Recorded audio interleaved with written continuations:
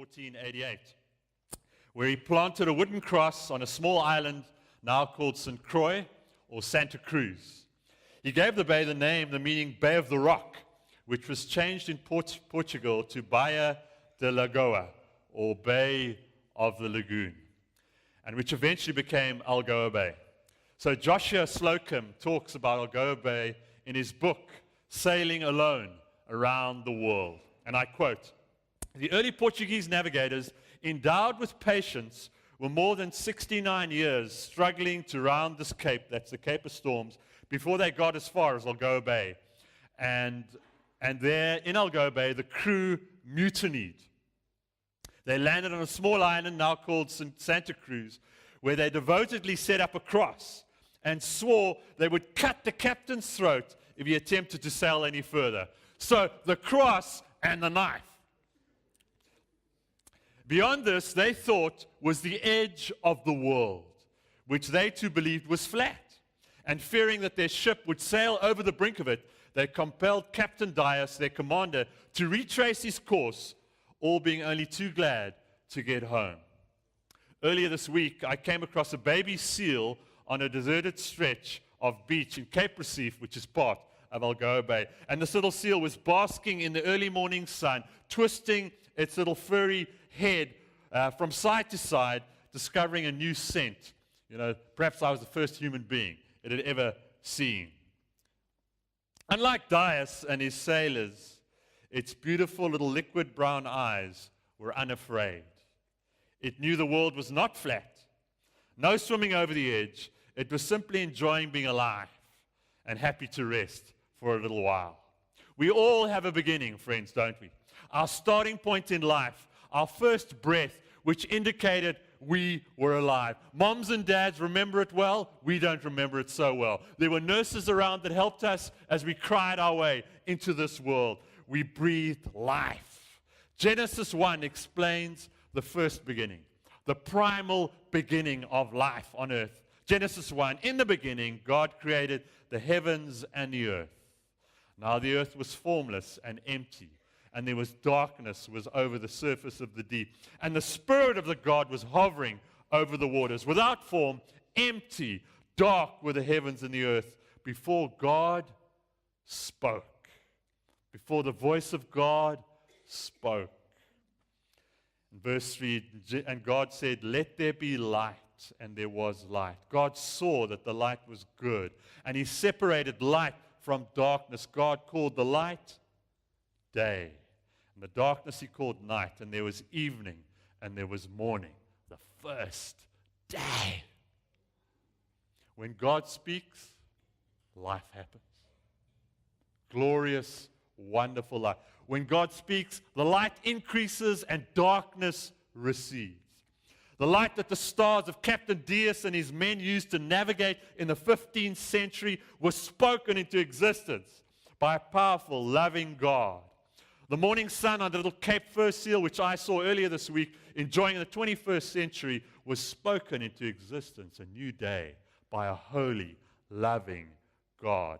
Hebrews 11, chapter 1, confirms this critically important truth, friends, the origins of life, the origins of your life and mine.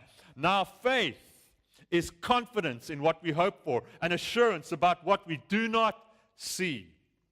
This is what the ancients were commended for. By faith, verse 3, we understand, here it is, friends, that the universe was formed at God's command, so that what is seen was not made out of what was visible. If the ancients were commended for this, friends, if those who have gone before us were commended for believing by faith, then so will we be. And so what are the consequences if we choose not to believe this? What are the consequences if we choose to believe as the ancients did? We will understand or misunderstand two of the critical elements of your life and mine. That great question, what's the purpose of life? That great question we often ask, what's the purpose of life? So going back a couple of thousand years to the beginning of worship, Genesis 4.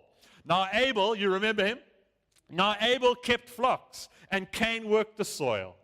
Genesis 4, Verse 3, in the course of time, Cain brought some of the fruits of the soil as an offering to the Lord, and Abel also brought an offering, fat portions of the firstborn of his flock. The Lord looked with favor on Abel and his offering, but on Cain and his offering he did not look with favor. 2 men, 2 offerings, same family, different outcome. The one understood the purpose of life, the other didn't. Hebrews 11 tells us why. By faith.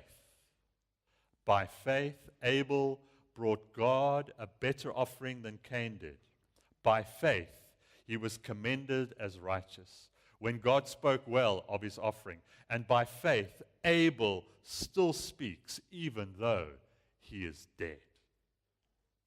Cain never understood the purpose of life. He made the mistake of thinking that his fresh produce he gathered each day as he went out on his farm was the product of his clever scientific research and knowledge. He had no need to trust God, who caused those crops to grow. No need to come to God in faith. Abel, on the other hand, understood deep down in his being, in his gut, that none of those merinos or those Aberdeen Angus or those dorpers, not those doppers, the doppers is die kerkmense, were ever his. They belonged to God. Abel knew what the purpose of life was, to be a good steward of the gifts God had given him. He knew that every sheep, every cattle, every goat, everything he had was a gift of God. The consequences, friends, were and they still are huge today. Abel's life still speaks of a living, loving, joyful relationship with the holy God. The life of faith. By faith, he came with his offering. Cain came with no faith at all. And verse 4, so Cain, or chapter 4, Genesis 4, so Cain was very angry, and his face was downcast. Well, we know what the outcome was of that downcast face, wasn't it? Fueled by jealousy, it festered into self-righteous aggression, and he took hold of his brother. Now, the Cape fur seal belongs to the eared seal family, and they're a subspecies of the Afro-Australian fur seal. I never knew that. Quite Afro-Australian. Subspecies are generally similar species that are separated geographically, so they live in different parts of the world, or ecologically, same area, different prey or habitat preferences. The Cape fur seal and Australian fur seal are almost identical in appearance, but are classified as subspecies because of their different geographical ranges. That cannot be correct. How can the African fur seal be the same as the Australian fur seal? The African fur seal is simply superior in my book. Friendly rivalry is good, but there's no place for jealousy in God's kingdom, is there? Cain and Abel. Cain, jealous of his brother. And so sadly, so many of us look for purpose outside of themselves, comparing themselves to others, and getting disappointed. It's far better, friends, to look deep within yourself at the gifts and the talents God has given you and develop those to their full potential. And find your pathway as you love the way God has made you. It's deep down in your DNA, just like that Cape fur seal. He looks okay on the ocean. He looked cute and cuddly. Mind you, I wouldn't have gone too close. But in the ocean, he's amazing. He was made for that, wasn't he? The second thing, the first being the purpose of life. The second thing is, this ancient system of beliefs that the Old Testament brings into the New Testament. What is success in life? What does it mean to be successful? Enoch's life shows us what true success is all about. It's also in Hebrews 11. In his epitaph, in the epitaph of Enoch, there were no Olympic medals. We're a little short on those in South Africa, but we're getting there. The gold is coming. I believe that there was a second in the long jump yesterday by 1 centimeter, was it? I mean, how close have you got to get? Some people are coming, 20th, 30th, and they're breaking, their national record, but they're not getting up in the first 20. How hard have you got to work to get a medal? You prepare for 4 years, don't you? You prepare your whole life. And so in Enoch's epitaph, there are no gold medals. There's no large credit balance. There's no list of business achievements. There's no academic achievements. His epitaph simply reads like this. Genesis chapter 5 starts out. Verse 21, when Enoch had lived 65 years, he became the father of Methuselah. After he became the father of Methuselah, Enoch walked faithfully with his God 300 years and had other sons and daughters. Verse 23, altogether Enoch lived a total of 365 years. You see, these guys ate their veggies, obeyed their parents, and they lived long lives. 365. Verse 24, Enoch walked faithfully with God, and then he was no more because God took him on. That's a successful life, friends. That's living a life of purpose, the life of faith. Was that 365 years of ease? Was that 365 years of no conflict? Was that 365 years of no relational pain? How was the economy east of Eden? Well, not good. They were living under the curse of Adam and Eve, just like you and I are. Eking out a living east of Eden. Life was tough and hard, just like it is for you and I today. And yet Enoch lived a wonderfully successful life. He walked faithfully for 365 years. Can you and I do it for 365 days? I think that's what the text is saying. It's possible to walk faithfully with God. Enoch did it way back in the Old Testament. What's the great secret to living a deeply fulfilled walk of faith? One day at a time. 1 hour at a time. Enough faith for the day.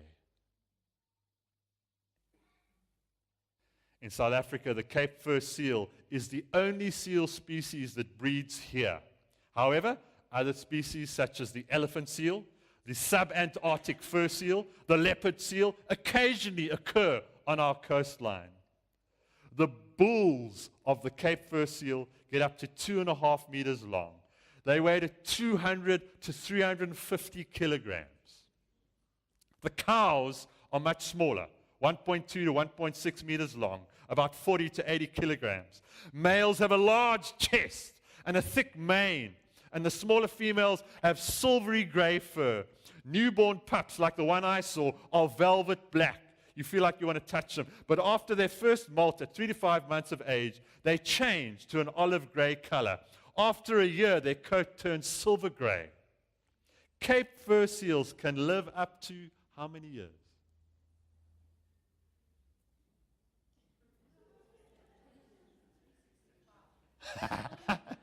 21 years of age. I didn't know that.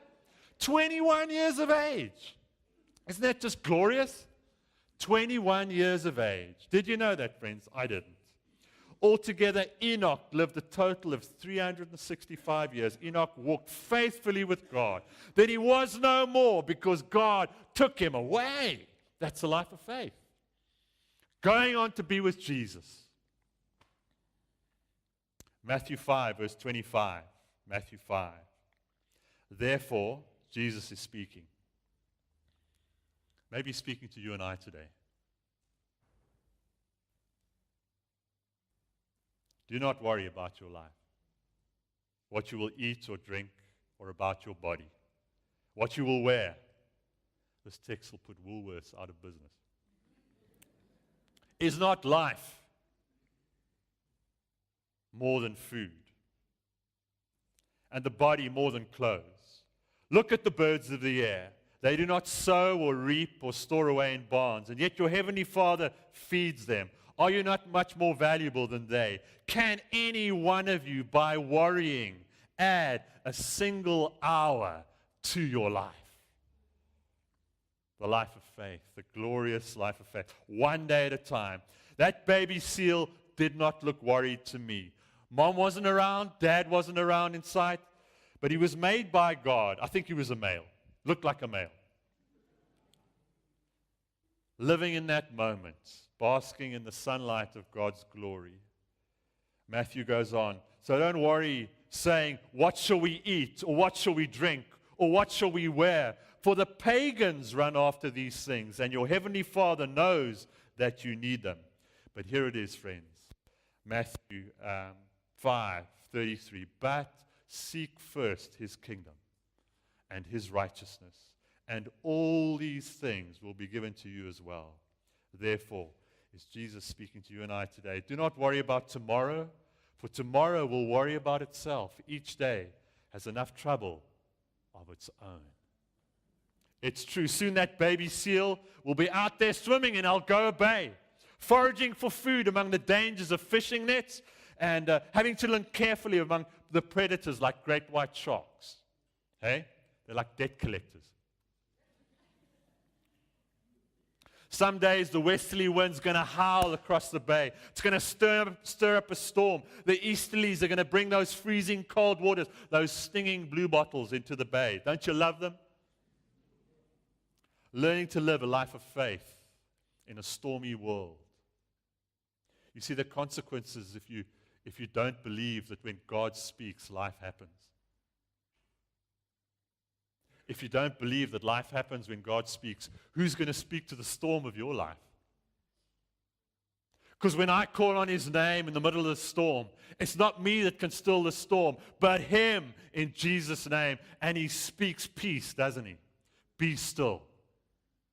Only he can do that. When he speaks, life happens in you and I. This glorious life of faith. Being completely convinced that God who spoke in his life into being is the same God who speaks, into our storms. Andre prayed about the miracles of the elections that we've been seeing. In 1994, we saw God's hand. In 2016, we've seen God's hand. It's a new beginning, friends, isn't it? It's a glorious new beginning. It's a new day. And so to enjoy the life of faith, full of purpose and success, you have to be very certain about your beginning and about your ending. You have to be very certain who spoke your life into being and who's going to invite you home in the end. Where you came from and where you're going to. We have an old dog in our home called Boaz. He's about 15 years old. He's nearly at the end of his road. We are nursing him at home. His breathing is shallow and quick. There are nights when it seems like he's not going to be with us anymore.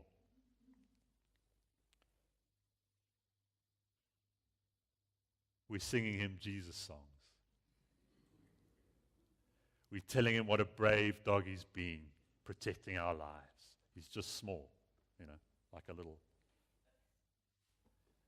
Telling him he's lived courageously. Telling him he's going to be in the new heaven and the new earth, and we'll see him one day. It's okay, he can go ahead of us.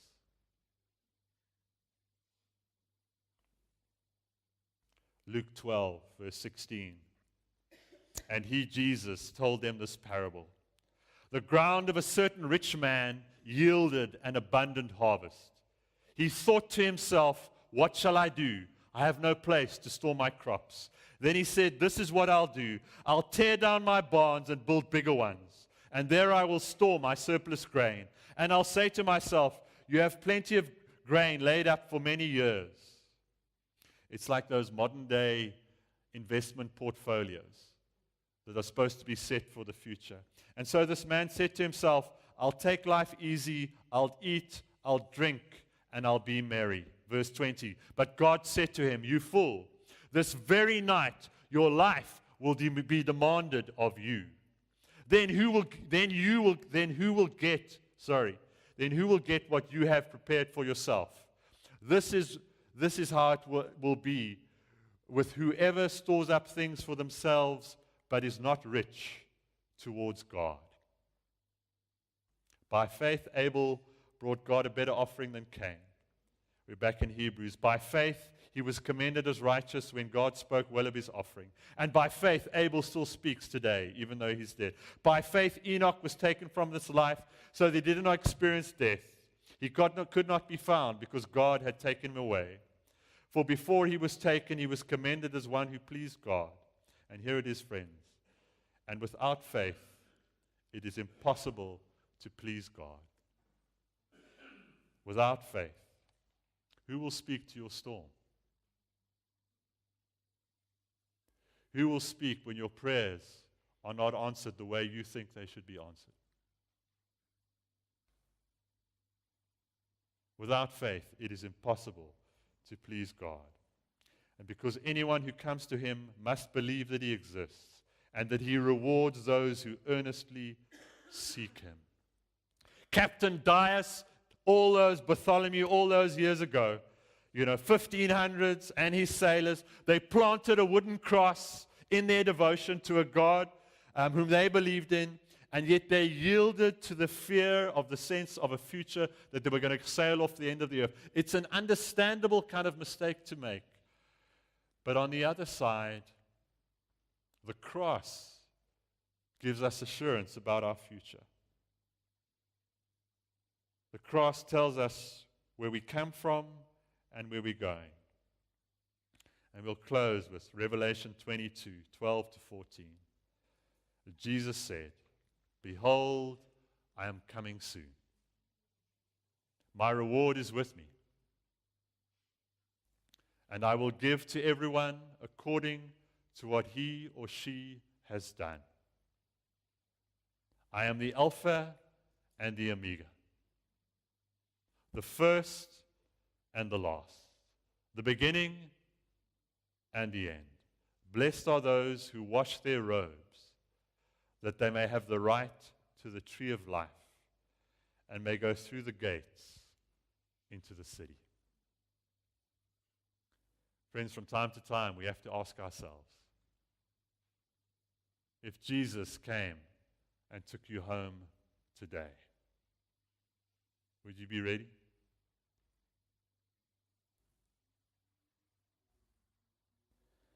So, Father, in these quiet moments,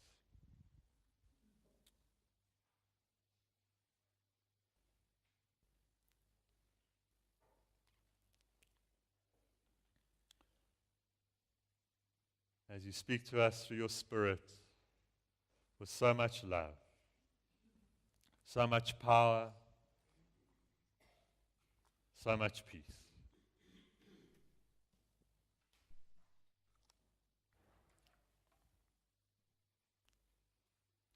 Is your life a little stormy at the moment?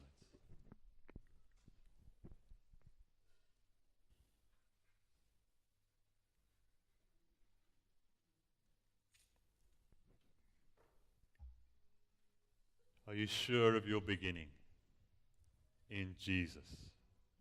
Are you sure of where you're going in Jesus?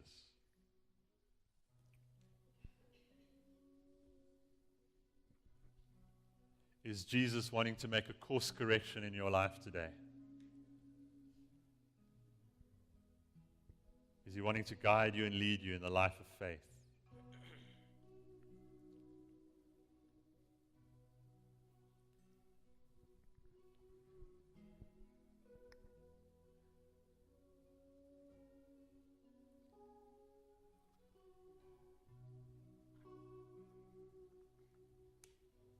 To all are thirsty, Jesus says, "Come, and I will give you the gift, that free gift of the water of life."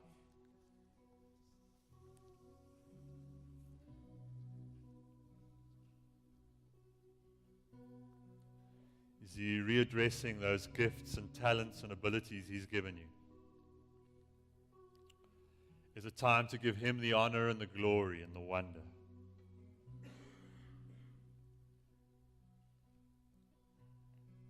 For For where your treasure is, there your heart will also be.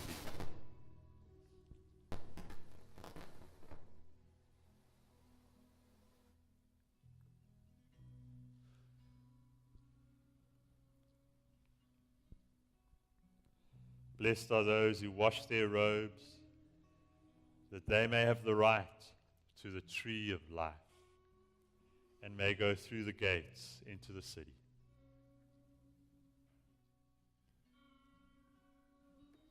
And so, friends, the gold medals, the achievements, the accolades, academic, life, work,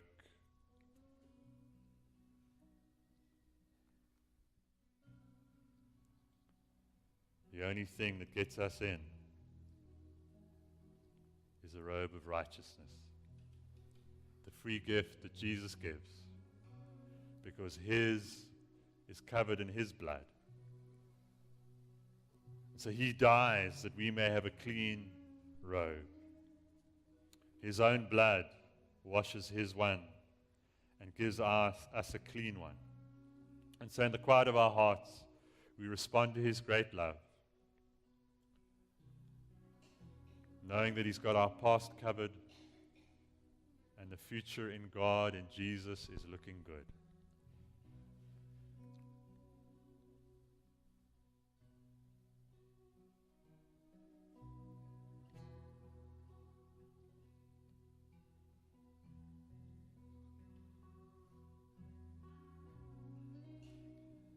So in your heart, friends, just make right with the Holy God. Just hear His words of love and affirmation.